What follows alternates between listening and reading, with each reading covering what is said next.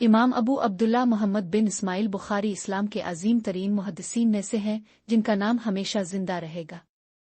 आपकी मेहनत और जिदोजहद की बदौलत अहादीस की जमा व तरतीब का जो अमल आपने शुरू किया वो आने वाली नस्लों के लिए एक सन मील साबित हुआ। आपका नाम मोहम्मद और कुनियत अबू अब्दुल्ला थी।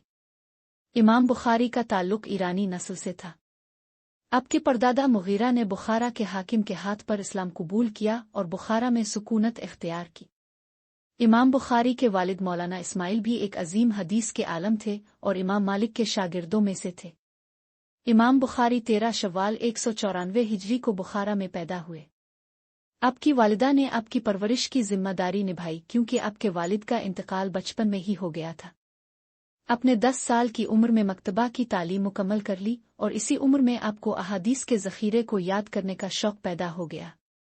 बुखारा में कई इल्मी मराकिज़ थे जहां आपने इल्म हासिल किया। आपने 1000 से ज़ायद असातिज़ा से अहादीस सुने और उनके असनाद और रवायात को इंतहाई एहतिमाम से महफूज किया। इमाम बुखारी ने 16 साल की उम्र में सफ़र हज किया। मक्का मुकर्रमा में अपने बड़े बड़े उलमाए किराम और हदीस के माहिरीन से मुलाकातें की और वहां 2 साल गुजार कर इल्म हासिल किया। फिर आप मदीना गए और वहां के बुजुर्गान दीन से भी इल्म हासिल किया। हदीसों के मजमुआ सही बुखारी के लिए इमाम मोहम्मद बिन इस्माइल बुखारी को बेशुमार शोहरत हासिल है। ये अहलसंत मुसलमानों की सबसे मरूफ और मोतबर हदीस की किताब है, जिसे इमाम बुखारी ने 16 साल की मेहनत और जिदोजहद से मुरत्तब किया। उन्होंने इस किताब में 6 लाख अहादीस में से सही और काबिल एतमाद अहादीस को मुंतखब करके शामिल किया। सही बुखारी को अहलसंत के यहाँ एक खास मर्तबा और अहमियत हासिल है और ये सहासित्ता यानी 6 बुनियादी किताबों में पहले नंबर पर आती है।